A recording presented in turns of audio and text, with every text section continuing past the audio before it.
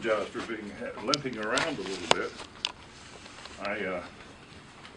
This program is not about me, so I got to be careful talking about some of these things. But I might just let you know I did have a artificial knee put in a year or so ago. Doing pretty well. Everybody thought it was a rhinoceros that got me, or alligator, but it was actually playing football in the 50s. Some of those football players can hardly get out of their limo to go into the hotel. But mine has been pretty successful. It's been so successful that I'm thinking seriously about getting a brain transplant. I don't know whether to transplant the brain or the body, but it's a pleasure for me to come here and talk a little bit about Don Hartzell and his incredible event that he's been. You talk about a guy that sticks to it. He's the one. Don, you've been working on the World Sky Race for what, 2 or 3 years at least? Well, at least. I thought of this idea in 1976. Yeah. And I just simply daydreamed about it for 30 years. And then thereafter it was like, time to do it. Well, you must have gotten the same disease that I got in a liberal arts college in Indiana. My disease was that nobody told me what I couldn't do. So you must have gotten the same one, but it's great to see a nice audience here and people from Anchorage, which is, I think Anchorage is an example of America.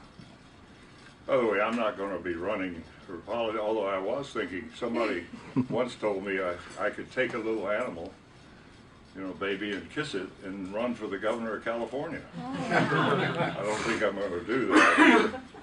If you think my working with animals is dangerous, well, some of the politics around I notice are pretty dangerous. By the way, I usually speak, people ask me to come speak, and then they say, by the way, bring your animals. They don't want me at all. They want to see the animals. So I've used those. I apologize for not. I don't think I've got any snake in my pocket or anything like that. Johnny Carson used to always worry about bulges in my pocket.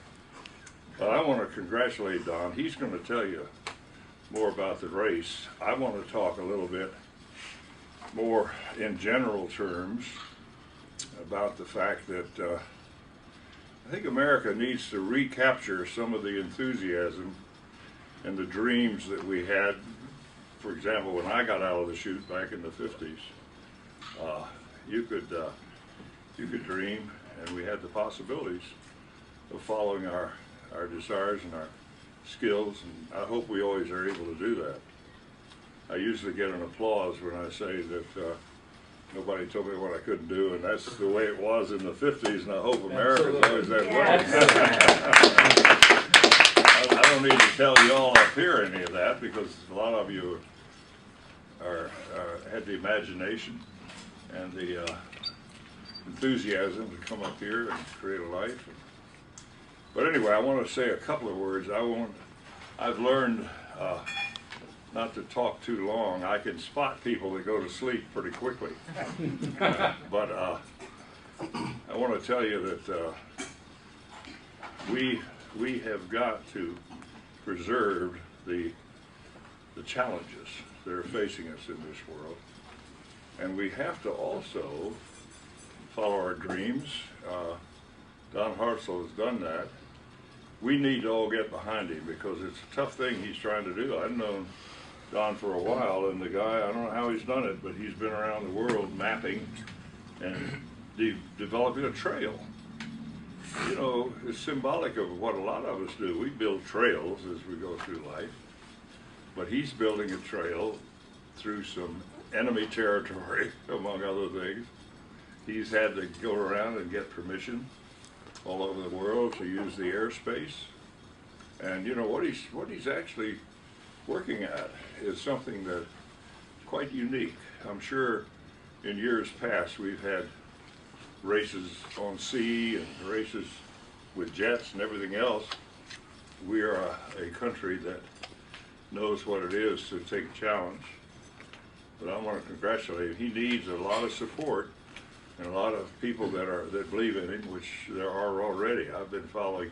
I'm one of the consultants, consulting director, and I hope I can help him. By the way, Don, I was going to bring a bicycle pump with me today in case you had something outside, but I also knew that there's some explorers. How many people from the Explorers Club are here?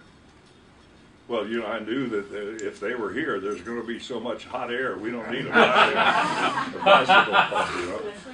And, I want to know what's going to happen if you get you're flying over certain parts of the world and somebody's down there, you know, with a BB gun. Are there double layers in a dirigible, so you don't have to worry about that? Basically, an airship, it's pressure inside the envelope is not that different than the exterior atmosphere. Oh, really? And so the outgassing part of it is literally measured in hours. Wow. And so if somebody were to put a hole in it, it's going to make it a few more thousand miles before you really worry about it. It'd take a big hole. It would take a hole probably larger than, well, a third of this room. Now, and how many days do you think it'll take to go around? In a perfect world, we could do this race in 25 days with perfect weather. Really?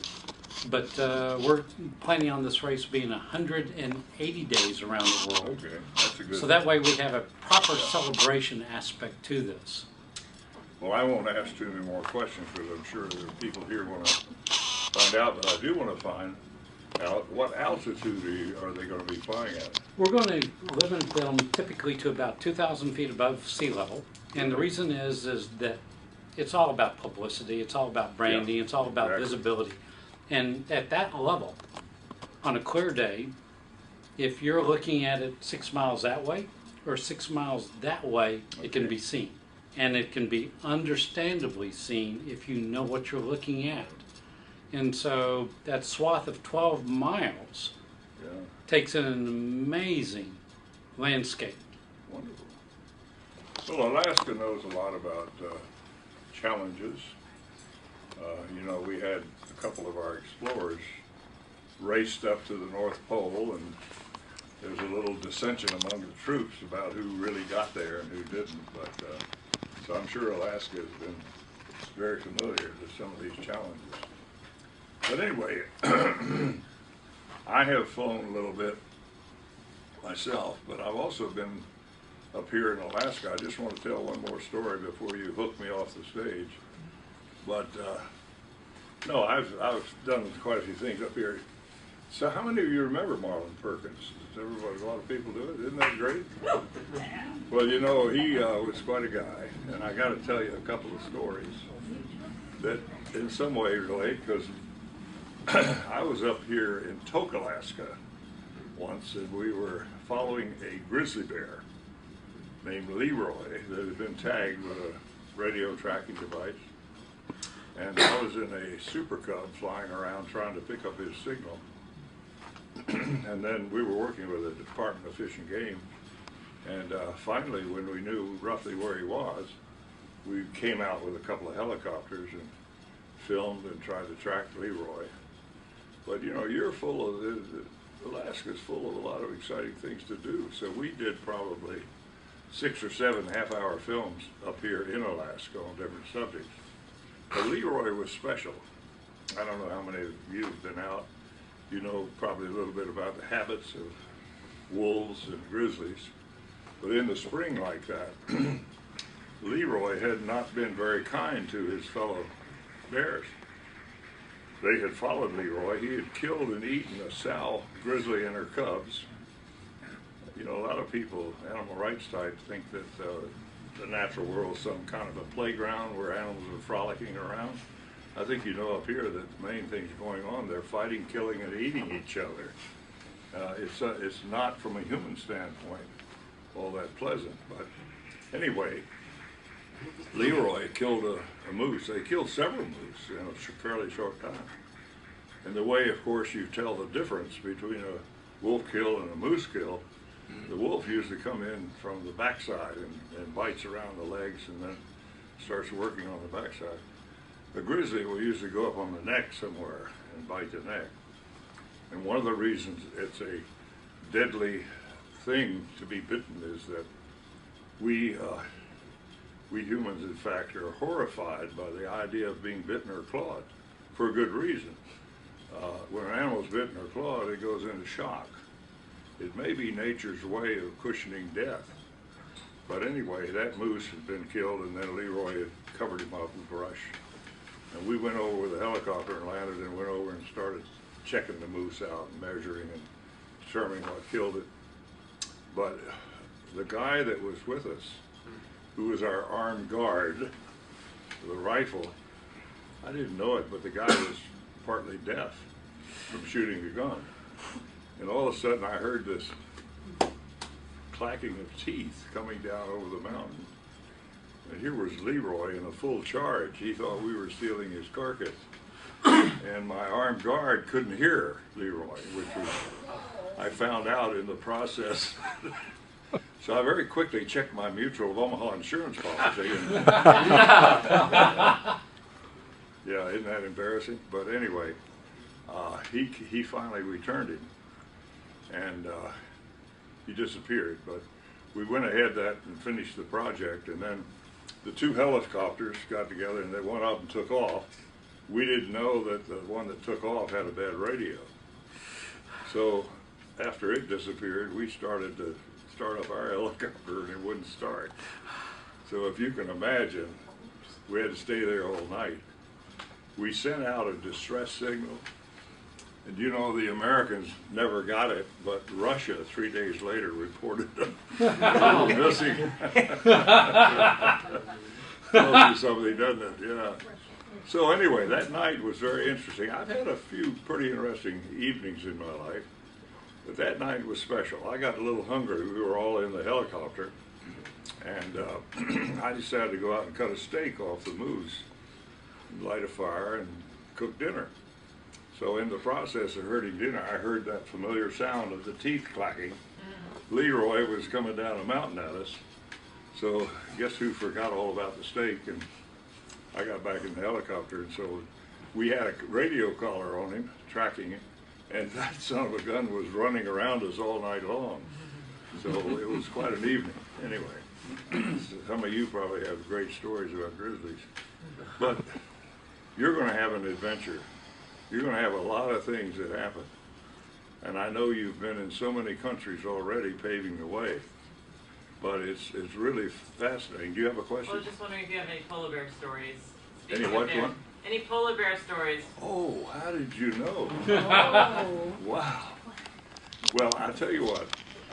Do I have another minute or two? You do. I mean, well, I mean, first of all, we're here to listen. See, you're going to be able to see at that altitude. Mm-hmm. Yeah, that's right. If you're looking up, you can see a bald eagle at about 5,000 feet. Looking down, you're going to be able to see some of the wildlife yourself. Mm-hmm.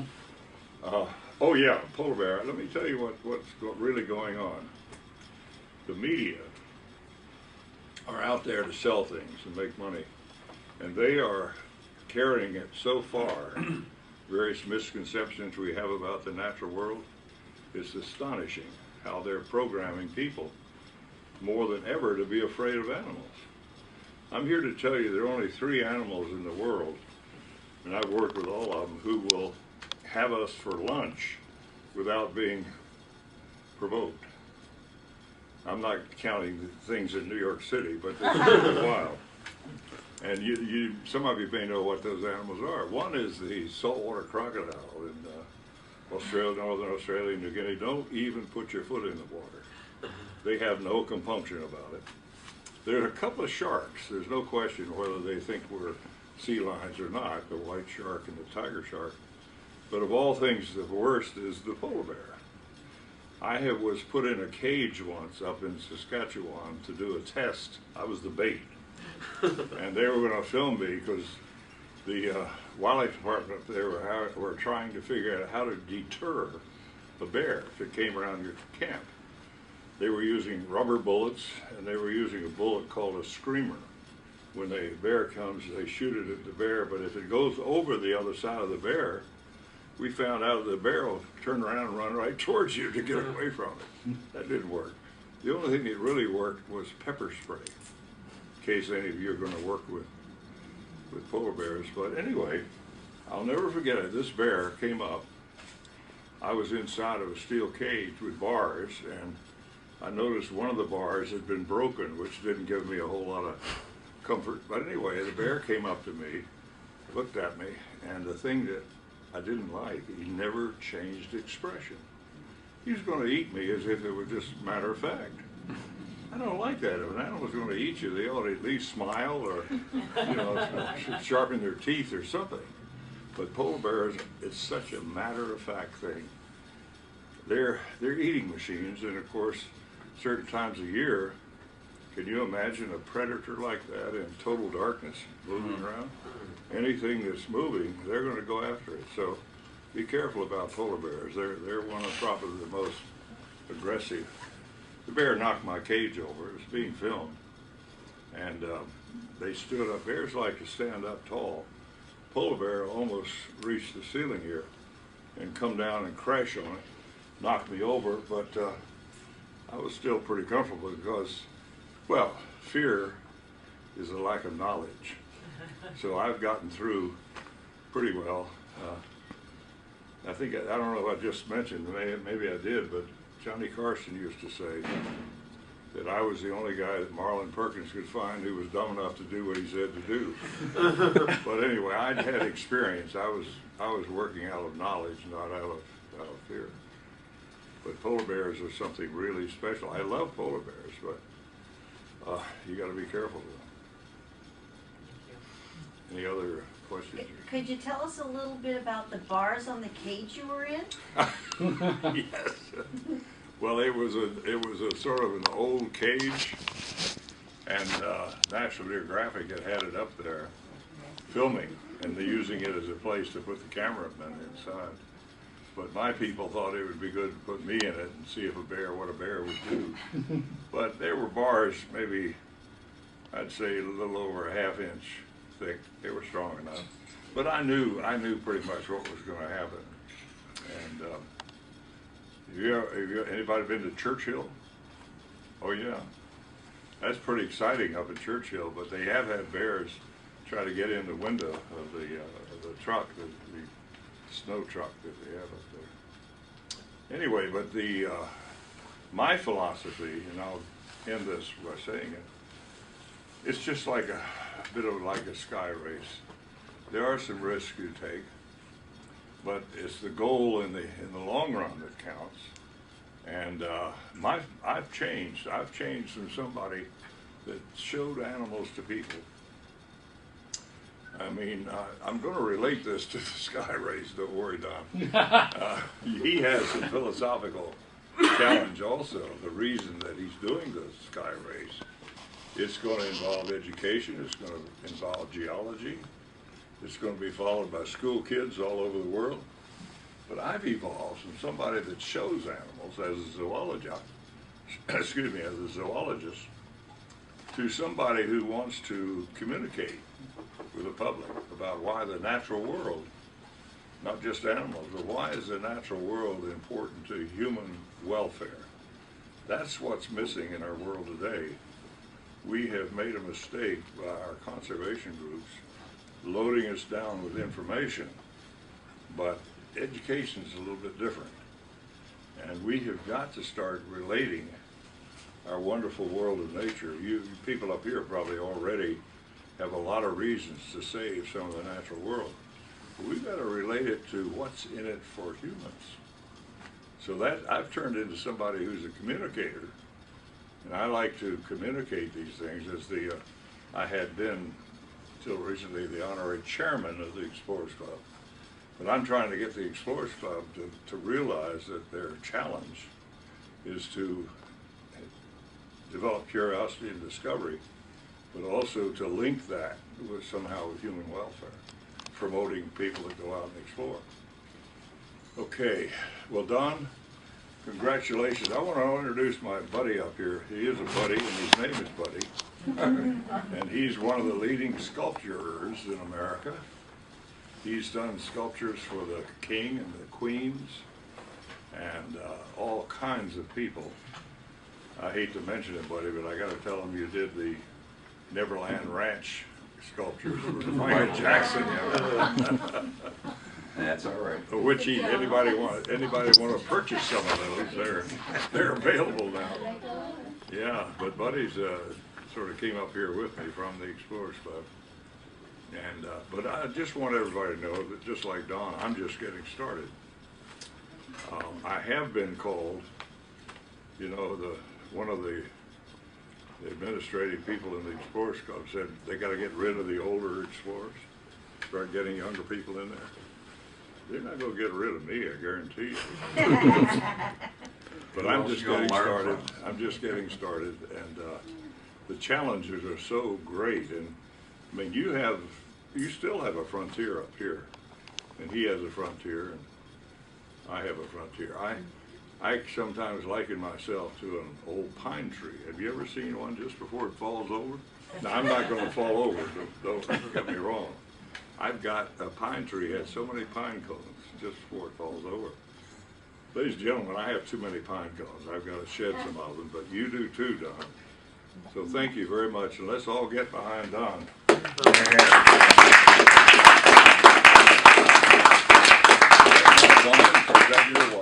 to grab some myself. I had wine back here.